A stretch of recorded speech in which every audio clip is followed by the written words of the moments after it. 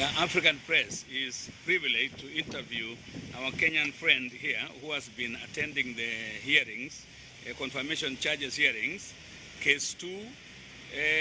We would like to know what you think about this case. But first, can you please present yourself and tell us who you are and why you have been following this case? My names are Gideon Mwangi. I'm a Kenyan living in Holland, and particularly here in Den Haag. I'm the chairman of the Kenyan people here in Holland. Why have you been following this case all throughout? You have been present, I've seen you have been present in the court throughout.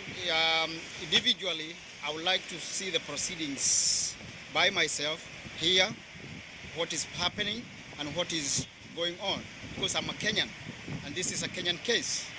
Yes. And also, as a chairman of the Kenyan Association here, a lot of people couldn't come here because it's far from most areas. Yes. So I have a responsibility of answering a lot of questions from my fellow Kenyans. Since this case started, when the 6 suspects were named by Moreno Cambo, Yes. what has it done to you people, Kenyans living in this country? Is it negative or positive, the way people treat you after Kenya being seen as a violent country? Well, people had a different notion before the case started.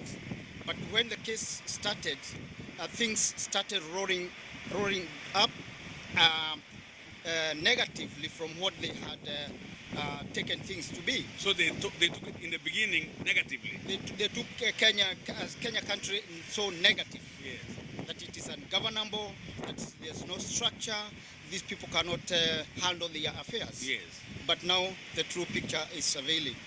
You have been sitting in court, you have seen the prosecution present the evidence, you have seen the defense present the evidence. What is the summary from your own point of view? Well, my summary from my point of view is that, these things, the prosecution relied mostly on hearsay. Yes. And fabrications.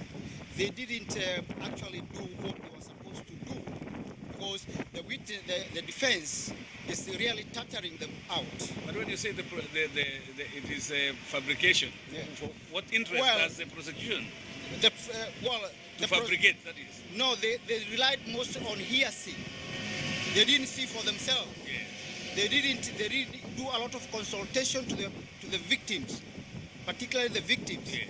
So relying on Kenyan people who wanted maybe to extort money from them, that one won't help neither the Kenyan people, neither the court. You have heard in the court the Prime Minister Raila Odinga has been mentioned a number of times. That's he was true. also mentioned in the first case. That's true. Where Honorable Ruto, Honorable Koske and Sang Yeah. were appearing. Yeah. What is your take on this? Well, as a matter of fact, we had been following since the clashes started. Yes. And we really know that the Honorable Raila Odinga Yes. would have been the first suspect to be brought here. Yes. Because he's the one who said that people should go on the streets. People should react.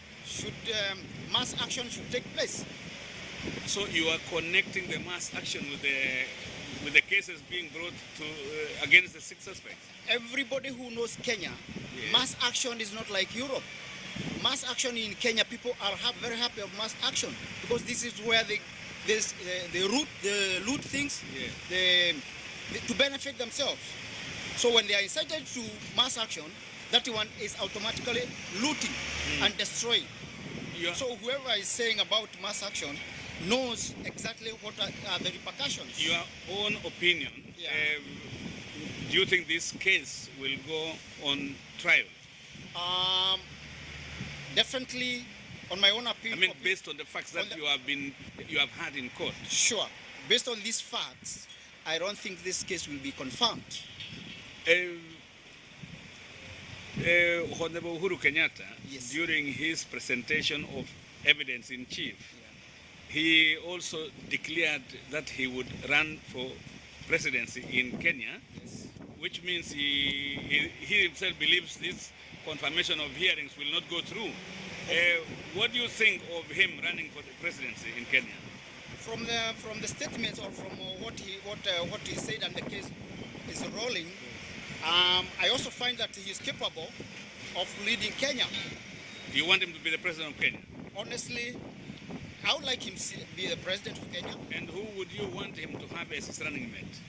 Well, because this is a battle that is being fought by the Sikhs, I would prefer that he would get somebody from the Rift Valley, because the Rift Valley was so much affected. As his running mate presidency? Yeah. Finally, what do you want to tell the Kenyans at home, since you say you live here? Because the Kenyans at home have only been following on TV, and we know Kenya, not everybody has a television. Yes. What do you want to tell them? Well, I would like to tell the Kenyans at home that the most important thing is forgiveness and fight for peace. Learn how to live together. Yes. Never be misled by these politicians. Yes. Mind about be your brother's keeper. And you living now in Holland, finally, what can you tell the Kenyans in the diaspora about the coming elections? Well, my advice to Kenyans in diaspora is that because we have an opportunity now of voting, now everybody will have a chance, because this is our democratic right. Let us have this opportunity and elect our president. Thank you very much. Thank you. Welcome.